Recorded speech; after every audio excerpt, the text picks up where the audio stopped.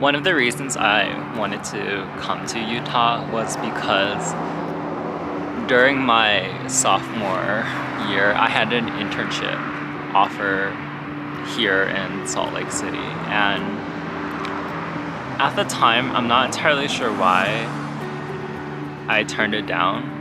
Maybe it was because I thought it was kind of like too good to be true. Maybe it's because I didn't want to actually be in Salt Lake City. I didn't like outdoor stuff as much as I did now back then. And I decided to visit the spot in which the company I would have worked at was. It's in this parking lot. And I don't know, I was hoping that it would bring some sense of closure over this knot I've been feeling for a little bit, just this sense of regret of not taking that offer and doing something else instead, which wasn't as fun, I think. I think what I was missing wasn't so much the view itself, although the view is very pretty. It's more of a sense of loss over this period in my life that felt more vulnerable, where I didn't have the same sense of cynicism that I do right now. In reality, I think I'm missing the idea of an internship altogether, when it's not quite like work, but it's also not quite like school either.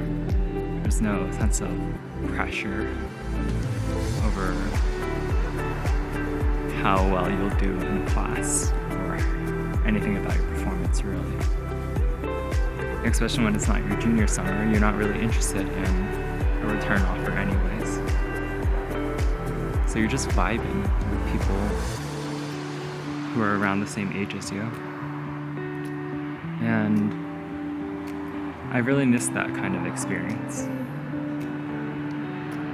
because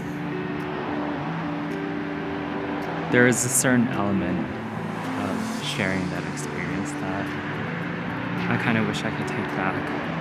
A sense of vulnerability, a sense of excitement. I don't really get that much in my life anymore, because school is more or less the same. Work is even more so the same.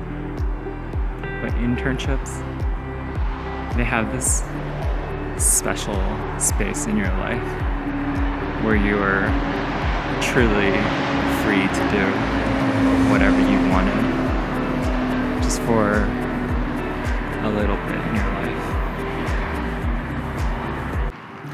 The truth is, I don't really know what I would have been like if I had that summer here.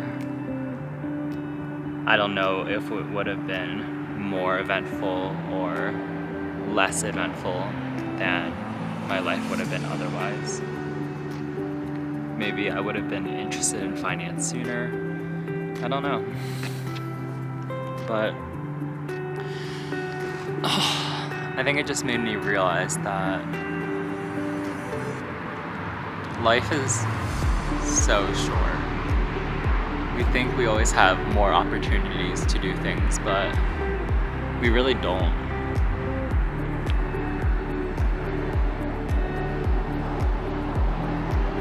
When you're in college or high school, I think less so high school because internships weren't as available. But in college, you always think that there was going to be a next internship. Your freshman summer you had an internship, your sophomore summer you had an internship, your junior summer you had an internship, but that's it. There are only 3 opportunities to have internships. And then after that, you're just kind of thrust into the real world. without the opportunity of having an internship ever again. I think that's a bit unfortunate. To a certain extent, your 20s are quite similar, you know? Like, you always feel like you have more time in your 20s, but your 20s are quite short, really. By the time you graduate college, you'll be, 23? And then, yada, yada, yada. You'll probably get married by the time you're like 28. So that's really just 5 years.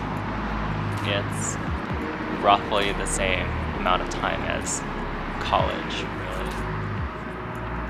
And in college, when you first go to college, you think that college is going to last forever. You know, like, it's 4 years of your life, and that's the same amount of time as high school. And high school is a really long ass time, so you think, like, how quickly can college pass? And to a certain extent, I think college does pass slowly because it's filled with a lot of new experiences, but also at the same time, the feeling that you always have more time never really goes away. Even during your like junior and senior year, you always think that, wow, I have more time to do this, or be friends with this person, or take this class. But you don't always have that luxury. You know, like, when senior year rolls around, you have to fulfill certain requirements that prevent you from taking the classes that you want to take. And sometimes you don't really have the same opportunities to chat with someone and be friends with them. And I think this is like especially evident my senior spring, when all of a sudden COVID hit and all classes were canceled, everyone was sent home, and that was it. There was no one after that. All these ideas, all these items that you put on your bucket list, they just kind of fade away when everything got canceled. And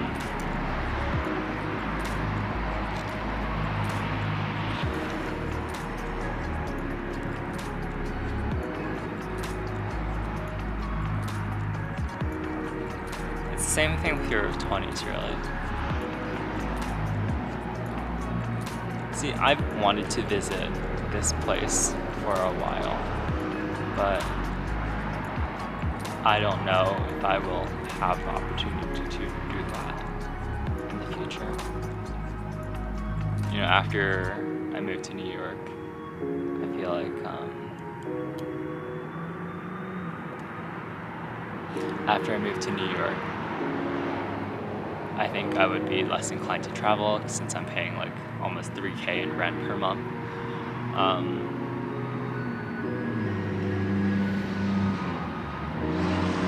But it was one of those things where I was like, if I don't come here now, then I don't know if I ever will in my life. You know, I don't know how long I'm going to be in New York. Maybe I'll receive, you know, an opportunity to go to another city. Maybe I decide to transfer offices to somewhere far away. I don't really know. And the question of doing things now when you could do them later, I think it all boils down to this lesson I learned here, where I learned that you don't always have more time. You know, by the end of your 20s, you have to move to the suburbs and start a family. At least I think that I do, in order for me to feel that I have lived a fulfilling life. And you know, when you have kids, that's an entire responsibility on its own. And I don't always know that I'll have more time to resolve these wishes that I wanted to do a couple years earlier, because there isn't always more time. You feel like there's more time, but that's not always true. You know, in life, I feel that I don't really get hung over rejections, you know? Because I get rejected a lot in life, and, you know, after a while, it kind of like, it all hits the same. You know, it's just, oh, okay, another rejection. It's a big deal. I think the thing I get hung over most is just things that I personally turn down. And those hit the hardest because it's an example of you exercising your free will and being wrong. You can't control things that reject you, but you can control things that you reject. And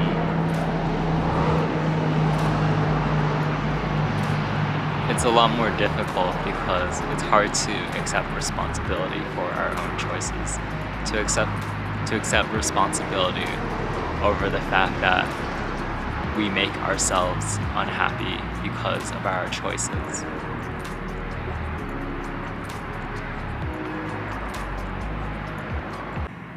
I think it's hard to acknowledge the fact that our personalities change and what we value change. You know, I never thought I would be the type of person who just wants to chill and live in the mountainside and not really care about what's going on in the world, but here I am. And that's super hard to acknowledge because life would be so much easier if we just had one continuous personality.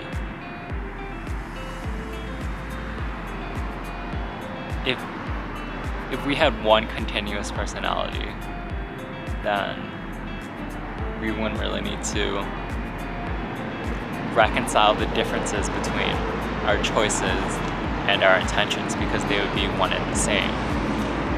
But when you make choices that don't always work out, it hurts because it's kind of a betrayal of ourselves. Our past self has betrayed our future self because our values weren't in alignment. I think that's something that kind of freaks me out, is this idea that I will never be here ever again in my life. This view right here, I will never ever see again in my life. This place is literally only meaningful to me and no one else. It has this special sentimental value that is only available to me and no one else. Hopefully in a couple years' time I won't feel the need to come here ever again because I'll probably have more regrets, you know, eventually.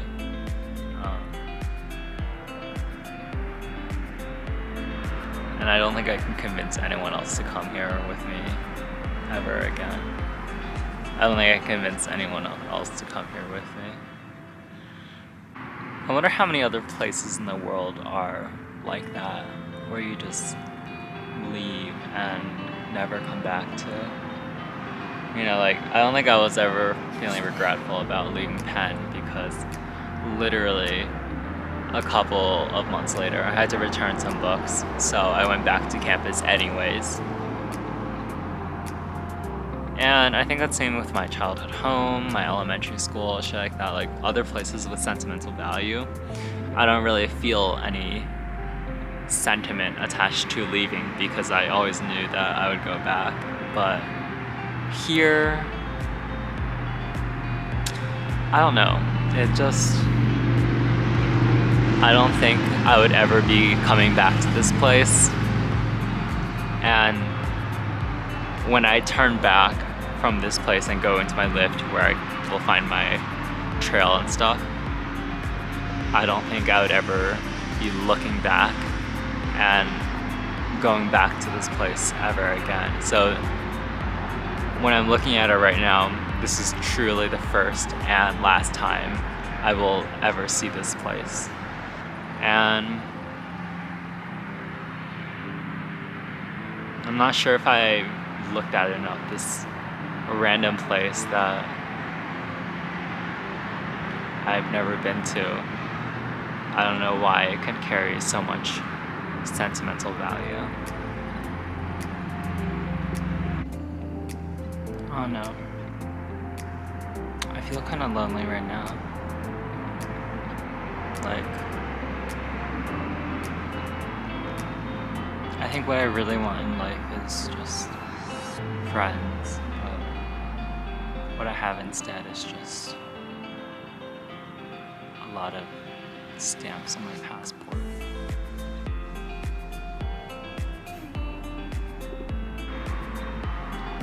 I'm kind of saddened by the fact that,